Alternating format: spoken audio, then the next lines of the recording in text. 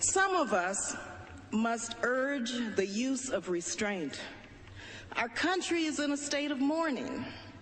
Some of us must say, let's step back for a moment. Let's just pause just for a minute and think through the implications of our actions today so that this does not spiral out of control.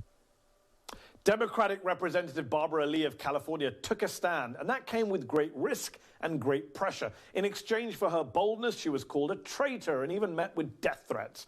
But here we are, 2 decades later, and the Congresswoman has been in many ways vindicated. Everyone agrees the Afghan war didn't go to plan and should have been over by now. Everyone from Donald Trump to Joe Biden pledged to end the endless wars. So on January 21st, Lee and several other Democrats issued a letter to President Biden asking him to work with Congress to repeal the outdated and overly broad AUMF legislation. And it's not just the left. Lee also has some Republican support. Joining us now to discuss this is the woman herself, Congresswoman Barbara Lee. Thank you so much for coming back on the show. Let's take a step back for a moment to the day. Let's take a step back to the day you stood before Congress and explained your rationale for voting against that bill. It's hard to imagine the pressure you must have been under. How did you come to that decision? How hard was it for you to give that speech that we just played? Boy, thank you. And, you know, just watching that takes me back. And it was a very sad moment for me. I was in mourning like the rest of the country. I was angry. Of course, we wanted to bring whoever did this to justice. My chief of staff, his cousin was Wanda Green. She was on Flight 93. And I was in the Capitol that morning, and we were told the plane could be coming into the Capitol, and I had to evacuate. And so I had many emotions going, the same as many people, but it was very personal also to me. But when I saw the initial authorization, it was overly broad. We sent it back, and I spoke in our Democratic caucus. I said, we can't support this. So it was sent back with a few tweaks, but not enough. It ended up being a 60-word, mind you, authorization that in essence just said any president can use a force against any nation, organization, individual, or associated forces connected to 9/11, period, ... It was overly broad. It was a blank check. And it set the stage for what we still have, or forever wars taking place right now with that authorization in place. And even Bernie Sanders, who voted for that AUMF, has said he was wrong, you were right. A lot of people say you've been vindicated. Do you feel vindicated today, 20 years later? You know, it's not about feeling vindicated. It's about trying to get this authorization repealed. Because until we do that, it's going to be used. It's been used now many times in places all around the world, even for domestic spying in our own country.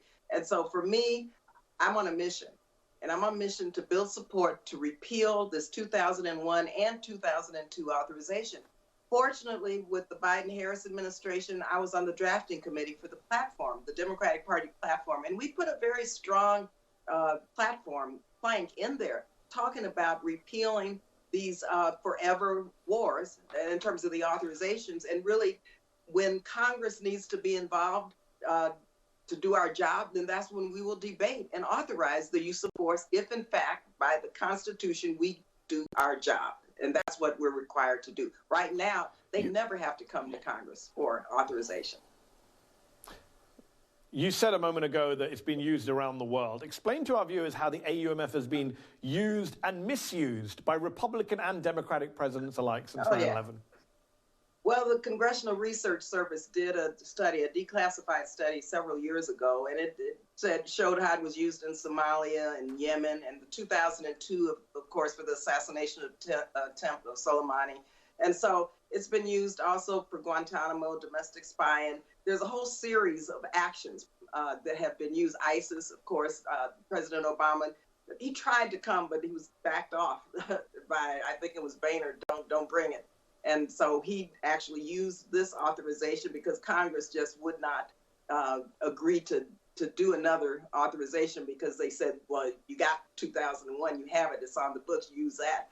So it's been used in many ways, in a very cavalier fashion, because we don't send our troops in harm's way. Our brave troops, they always do everything we ask them to do. They need to know their Congress is, and the people are behind them, and we need to repeal it. And then if we decide to use force, authorize it. You mentioned ISIS. ISIS didn't exist on 9/11 in 2001 when that resolution was passed, and yet Barack Obama used it against ISIS. That's how broad it is. How optimistic are you, Congresswoman, that you can get this change done? You have some Republican support, but in the past, most Republicans in the Senate and the House have blocked you on this. Joe Biden has signaled his support, but hasn't guaranteed a repeal yet. Have a listen to incoming Secretary of State Antony Blinken, who spoke about this during his Senate confirmation hearings. Have a listen. The AUMF from 9/11 had nothing to do with people in Somalia. Do you think the AUMF from 9/11 authorizes you to continue the war in Somalia? I think the AUMF from 9/11 has been used in countries and against groups that were not contemplated or cited in the AUMF, which is the very strong reason why we should revisit it. Do you have confidence, Congresswoman, in Biden and Blinken on this, both of whom have supported a lot of these endless wars that you opposed? Well, as I said, and I worked with Secretary Blinken and others on the Democratic Party platform, and we worked together to make sure that we had a strong provision in there to repeal these authorizations. Now, having said that, this is a new day. We have the Foreign Affairs Committee chair, Chairman Gregory Meeks, who signed the letter with me. We have the Intelligence Committee chair, Adam Schiff, Chairman Schiff signed the letter. We have the vice chair of the Armed Services Committee, Mr. Brown. He signed the letter. We had the chair of the Rules Committee, Mr. McGovern. He signed the letter calling on the Biden administration to do exactly what we're talking about. So I have to, as a Black woman in America, I have to be hopeful. We work hard. I'm gonna keep doing this until it's done. It's my duty. It's my responsibility. We have to restore Congress's right and privilege and duty to repeal this and to say no more are we going to give any administration a blank check to go to war. Well, you know, I wish you well in that campaign, but let me ask you this before I let you go. Your state, California, is in the midst of a major COVID crisis. On Sunday, it became the first state to record more than 3 million COVID cases. That's according to the New York Times. Who is to blame for that, Congresswoman? I mean, your state has a Democratic governor, Democratic mayors, Democratic senators, Democratic public health officials. You can't blame Trump or the Republicans for what's happening in California right now, can you? Oh, let me tell you. What's happening in California is happening all around the country, and my heart goes out to those who, first of all, have had to deal with the death and the grief and the pain of losing loved ones, people who have gotten sick and haven't recovered.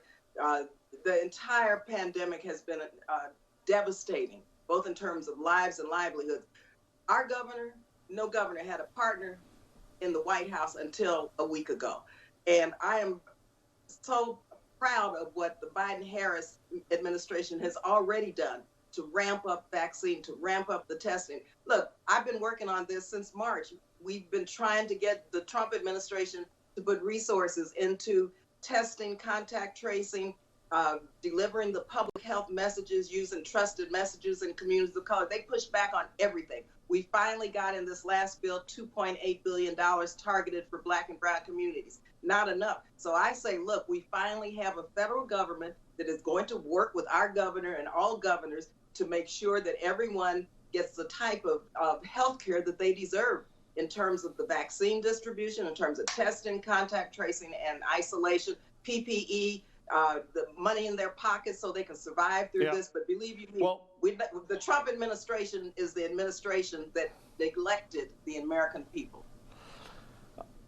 No doubt about that, although California right now is bottom in the country on vaccine distribution. So I hope you're right about the change that's coming. Congresswoman Barbara Lee, thank you so much for your time. Coming up, find out why hedge fund billionaires are